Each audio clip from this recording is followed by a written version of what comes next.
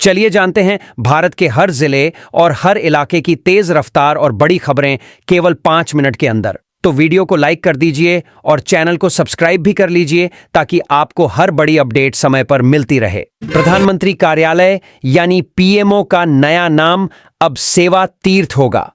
सभी राज्यों के राजभवन को लोक भवन कहा जाएगा और केंद्रीय सचिवालय का नाम कर्तव्य भवन रखा गया है। सरकार का कहना है कि यह बदलाव दिखाता है कि अब सत्ता से ज्यादा सेवा और अधिकार से ज्यादा जिम्मेदारी पर बल दिया जाएगा। कांग्रेस की नेता प्रियंका गांधी ने संचार साथी ऐप को जासूसी ऐप बताया। उन्होंने आरोप लगाया कि सरकार हर नागरिक पर नजर रखना चाहती है। इस पर संचार मंत्री ज्योतिरादित्य सिंधिया ने कहा कि यह ऐप अनिवार्य नहीं है और लोग चाहें तो इसे हटाने का विकल्प रखेंगे। रूस के राष्ट्रपति व्लादिमीर पुतिन 4 दिसंबर से भारत की यात्रा पर रहेंगे। दोनों देशों के बीच बड़े रक्षा समझौते होने की संभावना है। भारतीय सेना में रूस की हथियारों की हिस्सेदारी 33% से भी अधिक है, इसलिए यह द्वारा रणनीतिक रूप से बहुत महत्वपूर्ण माना जा रहा है। लोकसभा में चुनाव सुधार यानी एसआईआर पर 9 दिसंबर को 10 घंटे की लंबी बहस तय की गई है, जबकि 8 दिसंबर को वंदे मातरम पर भी विस्तृत चर्चा होगी। इस बहस की शुरुआत स्वयं प्रधानमंत्री नरेंद्र मोदी द्वारा करने की संभावना है। पुणे में आरएसएस के 100 वर्ष पूरे होने पर आयोजित कार्यक्रम में मोहन भागवत ने कहा कि अब भारत की आवाज को दुनिया गंभीरता से सुनती है। यह भारत की बढ़ती ताकत और सम्मान की निशानी है। भारत की नौसेना को और ताकत मिलने वाली है। रूस से परमाणु क्षमता वाली पनडुब्बी मिलने की पुष्टि पुतिन की यात्रा से पहले ही हो चुकी है। नौसेना प्रमुख दिनेश के त्रिपाठी ने बताया कि ऑपरेशन सिंदूर लगातार चल रहा है और अरब सागर में भारत की सुरक्षा क्षमता मजबूत हो रही है। संसद के शीतकालीन सत्र के दूसरे दिन विपक्ष ने तीखे अंदाज में विरोध जताया। लोकसभा में वोट चोर और गद्दी छोड़ो जैसे नारे लगे। इससे पहले सांसदों ने संसद भवन के बाहर एसआईआर के खिलाफ प्रदर्शन भी किया। कांग्रेस अध्यक्ष मल्लिकार्जुन खड़गे ने कहा कि लोकतंत्र बचाने के लिए विरोध जरूरी है। उत्तर भारत के 6 राज्यों में अगले 10 दिनों तक कड़कड़ाती ठंड और शीतलहर का अलर्ट है। मध्य प्रदेश के 6 जिलों में तापमान 10 डिग्री से नीचे पहुंच गया। तमिलनाडु में भारी बारिश की वजह से स्कूल कॉलेज बंद कर दिए गए।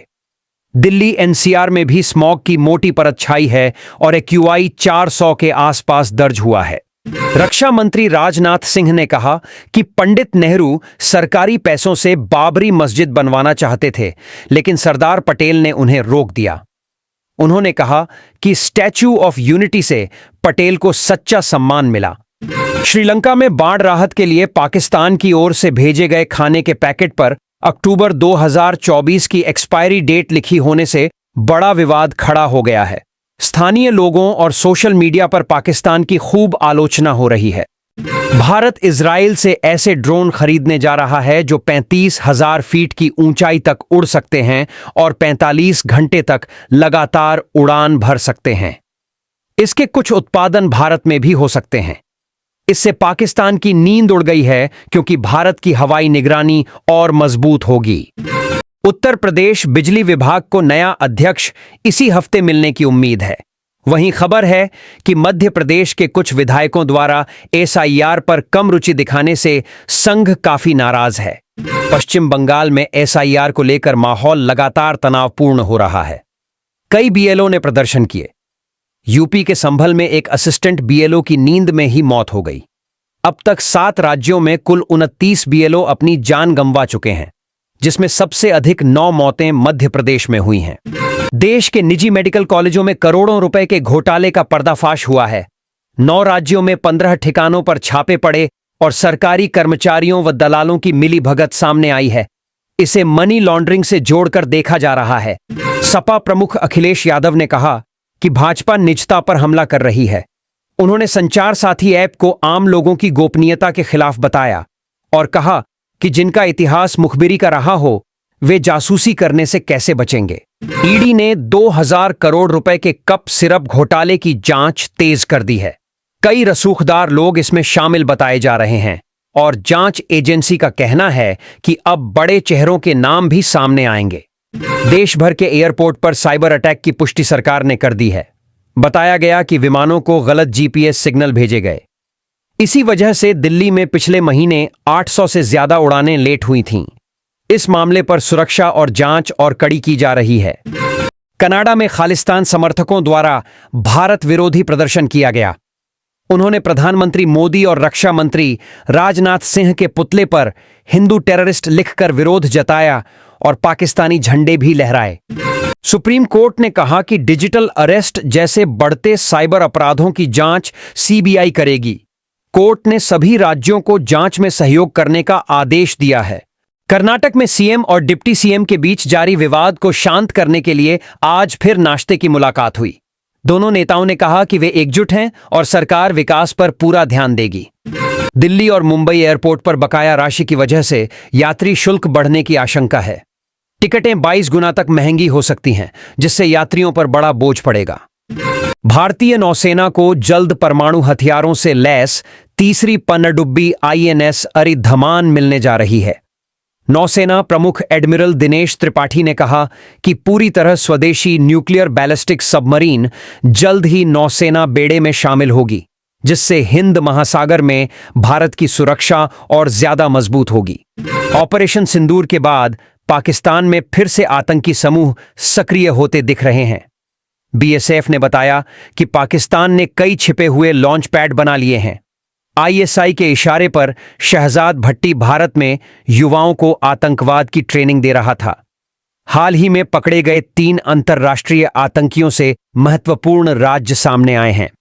बिहार की राजनीति में हलचल बढ़ गई है।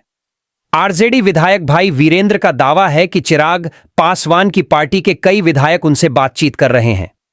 हालांकि उन्होंने कहा कि आरजेडी के किसी विधायक को तोड़ पाना उनकी पार्टी के लिए बिल्कुल भी आसान नहीं होगा। देश भर में लोको पायलटों ने अपनी 10 मांगों को लेकर विरोध जताया।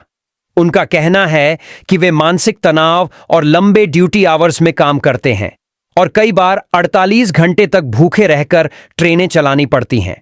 ट्रेन सुरक्षा को देखते हुए उन्होंने जल्द समाधान की अपील की है। दिल्ली ब्लास्ट मॉड्यूल में शामिल डॉक्टर शाहीन सईद को लेकर बड़ी जानकारी सामने आई है। एनआईए ने विश्वविद्यालय कैंपस में खड़ी कार से असॉल्ट राइफल और विदेशी पिस्तौल बरामद की है। आतंकी दानिश के फोन से ड्रोन और हथियार की सप्लाई का नेटवर्क भी मिला है। बिहार विधानसभा के 18वें स्पीकर के रूप में डॉक्टर प्रेम कुमार सर्वसम्मति का चुनाव किया गया। मुख्यमंत्री नीतीश कुमार और नेता प्रतिपक्ष तेजस्वी यादव ने उन्हें बधाई देते हुए कहा कि सरकार भटकेगी तो विपक्ष मजबूती से सवाल पूछेगा। स्कॉलरशिप योजना में बदलाव किया गया है। अब छात्र स्वयं की आय का प्रमाण पत्र नहीं, बल्कि पिता या अभिभावक का आय प्रमाण पत्र ही देंगे, ताकि किसी प्रकार की गड़बड़ी न हो। एसबीआई फ्रॉड अकाउंट केस में उद्योगपति अनिल अंबानी ने सुप्रीम कोर्ट में अपील की है। उन पर 2,929 करोड़ रुपए की वित्तीय अनियमितता का आरोप है और वे बॉम्बे हाई कोर्ट के फैसले के खिलाफ राहत मांग रहे हैं। पाकिस्तान के लिए जासूसी के एक मामले में गिरफ्तार आरोपी ने खुलासा किया कि रिजवान नाम का व्यक्ति नौहर से 5 बार अमृतसर गया और कुल 41 लाख रुपए लेकर आया। बैंक लिमिट से ज्यादा लेन देन होने पर यह मामला सामने आया। राजस्थान के रणथंभौर में बाघिन T307 ने 3 शावकों को जन्म दिया है। कैमरा ट्रैप में कैद इन तस्वीरों को वन मंत्री संजय शर्मा ने साझा किया और कहा कि इससे बाघ संरक्षण को नई मजबूती मिलेगी। मध्य प्रदेश के सिंगरौली में 6 लाख पेड़ काटे जाने की तैयारी से स्थानीय आदिवासियों में नाराजगी है। विरोध करने पर उन पर केस दर्ज कर दिया गया। उनका कहना है कि जंगल ही उनका घर और जीवन का आधार है। नवंबर में जीएसटी कलेक्शन 1,70,000 करोड़ रुपए रहा है, जो अक्टूबर की तुलना में 26,000 करोड़ रुपए कम है। इस गिरावट से आर्थिक रफ्तार को लेकर चिंता बढ़ने लगी है। बीसलपुर डैम ने इस साल 7 नए रिकॉर्ड स्थापित किए हैं। 22 साल में पहली बार दिसंबर में भी डैम के गेट खुले हैं। लगातार 131 दिनों से पानी की निकासी जारी है और इससे राज्य में पानी की स्थिति बेहतर बनी हुई है। वीआईटी यूनिवर्सिटी को सरकार ने नोटिस जारी किया है और 7 दिनों में जवाब मांगा गया है। जांच में गंभीर गड़बड़ियां मिलने पर कड़ी चेतावनी दी गई है। उत्तर प्रदेश में ठंड अपने चरम पर है। मेरठ 5 डिग्री तापमान के साथ सबसे ठंडा दर्ज किया गया और आने वाले दिनों में और ठिठुरन बढ़ने की आशंका है। युवा क्रिकेटर वैभव सूर्यवंशी ने मुश्ताक अली ट्रॉफी में शतक लगाकर इतिहास रच दिया। वे 14 साल की उम्र में 3 T20 शतक लगाने वाले अभिषेक शर्मा की बराबरी पर पहुंच गए हैं। हिमालयी बुग्यालों में शिकारियों द्वारा आग लगाए जाने की घटनाएं बढ़ रही हैं। इससे हिम तेंदुआ और कस्तूरी मृग जैसे दुर्लभ जीवों पर बड़ा खतरा मंडरा रहा है। वन विभाग ने ITBP और SSB से मदद मांगी है। रांची में ट्री एम्बुलेंस की पहल से बीमार पेड़ों की जान बचाई जा रही है। पिछले 5 वर्षों में 3000 पेड़ों का सफल उपचार किया गया है। हैदराबाद में साइबर क्राइम पुलिस ने एक फर्जी कॉल सेंटर पकड़ा है, जिसने ऑस्ट्रेलिया के लोगों से 10 करोड़ रुपए की ठगी की।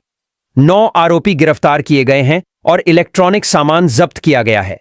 यूपी के बलरामपुर में ट्रक की टक्कर से बस में आग लग गई। इस हादसे में 3 लोगों की मौत और 24 घायल हुए। कई यात्रियों ने शीशा तोड़कर जान बचाई।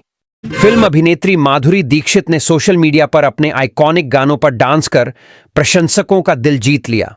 उनके वीडियो को लोग दुनिया की सर्वश्रेष्ठ डांस परफॉर्मेंस बता रहे हैं। बंगाल की खाड़ी में 4.2 तीव्रता का भूकंप आया। हालांकि किसी बड़े नुकसान की खबर नहीं है, लेकिन प्रशासन एहतियात बरत रहा है। हरियाणा के DGP के लिए शत्रुजीत कपूर का नाम शामिल है। वहीं आत्महत्या मामले में नाम आने के बाद छुट्टी पर गए IPS सिंगल चावला भी इस सूची में आगे बढ़ सकते हैं।